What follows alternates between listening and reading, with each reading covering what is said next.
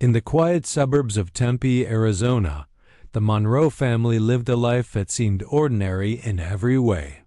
David Monroe, 42, was a skilled auto mechanic at Peterson's garage on Mill Avenue, where his workbench was organized with military precision, a habit from his Army days. His beat-up red Ford pickup, a fixture in the neighborhood, never broke down, a testament to his meticulous care. Lena, his 39-year-old wife, taught 8th grade English at PBLO Middle School, her warm smile and patient ear making her a favorite among students, especially those who lingered after class to share their troubles. She never missed a parent-teacher conference, earning the respect of colleagues and parents alike. Their daughter, Sophie, 13, was rarely seen without her vintage camera, capturing moments from family dinners to her little brother's soccer games driven by a teenage urge to document everything. Jake, 9, was a whirlwind of energy, collecting rocks in their backyard, chasing lizards, and dreaming of becoming a paleontologist to unearth dinosaur bones in the Arizona desert. The summer of 1999 arrived with a blistering heat that promised adventure. On July 1st, as the family sat around their kitchen table, filled with the aroma of Lena's homemade lasagna, David made an unexpected announcement. "Pack your bags," he said, his voice carrying a spark of excitement Lena hadn't heard in years. "We're going on an adventure." Lena raised an eyebrow, unaccustomed to David's spontaneity. He was the type to plan every detail, from oil changes to grocery lists. "What kind of adventure?" she asked, setting down her fork. "Monument Valley, Route 163, Black Mesa," David replied, his eyes lighting up as he spoke of camping trips he'd taken in the 1970s before they met. "I want to show the kids the real desert, not the tourist traps." Sophie's face lit up as she grabbed her camera from the counter. "Can I film everything?" she asked eagerly. "Of course, sweetheart," David said with a grin. Jake, bouncing in his chair, chimed in, "Will there be fossils?" David chuckled, ruffling his son's hair. "Maybe, kiddo. Definitely rocks you've never seen before." That evening, Lena called her coworker Janet, asking her to pick up their mail while they were gone. "We'll be back Sunday night," she said, estimating a 4-day trip. She left their house keys in Janet's mailbox with a note about watering the plants, a routine precaution for a short getaway. Everything seemed normal, even idyllic, as the family prepared for their desert escape. The kids buzzed with excitement, Sophie packing extra film rolls, Jake stuffing his backpack with a rock hammer and a dog-eared dinosaur book. On the morning of July 3, 1999, the Monroes rose early. David loaded their red Ford Explorer with camping gear tents, sleeping bags, a cooler arranging each item with the precision of a soldier. Sophie filmed him as he checked the oil, tested the spare tire, and double-checked the straps securing their equipment. "Dad, you're being weird," she teased from behind the camera, her voice playful but curious. "Just want everything ready, kiddo," he replied, his tone light but distracted. Lena noticed him checking the house locks twice, glancing out the windows more than usual, his movements tense. When she asked if he was okay, he kissed her forehead and smiled. "Just excited," he said, but his eyes didn't meet hers. Left Tempe at 8:17 a.m., Sophie's camera capturing the moment, Jake waving at their dog through the back window, Lena fiddling with the radio to find a classic rock station, David gripping the wheel with a focus that seemed more intense than a family road trip warranted. The drive north took them through Flagstaff, then deeper into the Navajo Nation, the landscape shifting from urban sprawl to endless red rock vistas. Sophie recorded at all gas stations with faded signs, roadside stands selling turquoise jewelry. Jake dozing against the window with his rock collection clutched in his hands. The footage showed a family on vacation, carefree and happy, With no hint of the darkness to come, at 3:42 p.m., they pulled into a Texaco station in Cayenta, a small Cajamal town on the edge of the desert. Security cameras captured David filling the tank, lifting the hood to check the engine. His brow furrowed as he muttered something to Lena. She stepped out, leading Sophie and Jake toward the convenience store. Sophie turned her camera to the desert beyond the parking lot, filming the red rocks stretching toward Monument Valley, their jagged silhouettes stark against the sky. Inside, Jake bought a pack of gum, counting his change with exaggerated care while Sophie recorded, giggling at his concentration. Lena picked up bottled water and trail mix, her smile easy as she chatted with the cashier. But the attendant, Maria B., later told police something felt off. The father kept checking his watch, she said, like he was waiting for someone. He kept looking at the road heading north toward the old mining areas.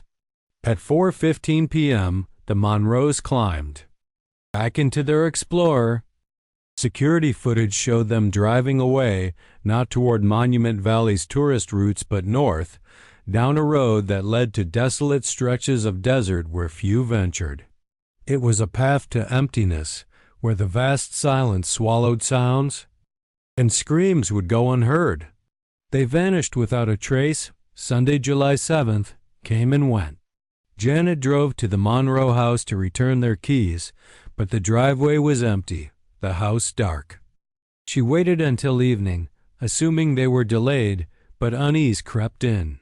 Monday morning, Lena missed a mandatory teacher training session, unheard of for her. Janet called the school, alarmed.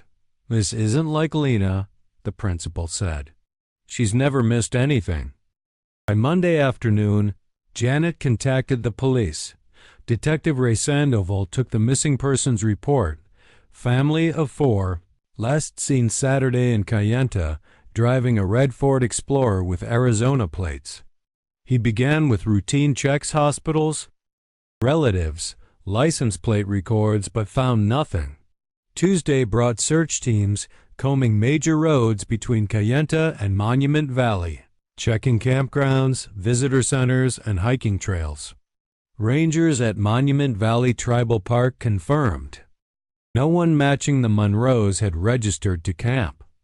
Sandoval expanded the search, considering off-route possibilities or car trouble in remote areas where the desert could be merciless to stranded travelers. By Wednesday, search and rescue teams arrived with dogs and helicopters, scouring every dirt road, four-wheel drive trail, and potential campsite within a 50-mile radius of Cayenta. The dogs found no scent, the helicopters no wreckage. Hundreds of square miles yielded nothing. By Thursday, the case exploded into the public eye. Missing families drew media frenzy, especially ones that vanished so completely. News vans descended on Cayenta, broadcasting the Texaco footage on Arizona's evening news.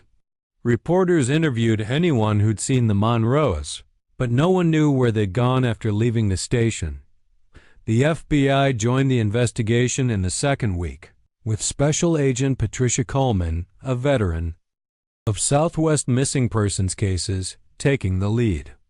She dug into the family's background, finding no red flags. David had no criminal record, no enemies, no debts that might suggest foul play. His Army service from 1976 to 1979 showed an honorable discharge, no issues. He'd worked at Peterson's for 8 years, liked by customers for his quiet reliability. Lena's record was equally clean: a model teacher, active in community theater, a volunteer at the animal shelter with no hint of scandal. Sophie and Jake were typical kids, with good grades and no school troubles. Financial records showed a modest savings account, no unusual activity except a $200 cash withdrawal by David the day before the trip, normal for a vacation. Coleman interviewed David's coworkers, who described him as dependable and reserved. Tom Peterson, the garage owner, recalled David's excitement about the trip. mentioning a remote camping spot from his youth, somewhere most people never go. This piqued Coleman's interest. David's military records revealed he'd been stationed at Fort Huachuca in southern Arizona, participating in desert training exercises near the Utah-Arizona border. Had he returned to a place he knew from 20 years earlier? 3 weeks in, tips trickled in.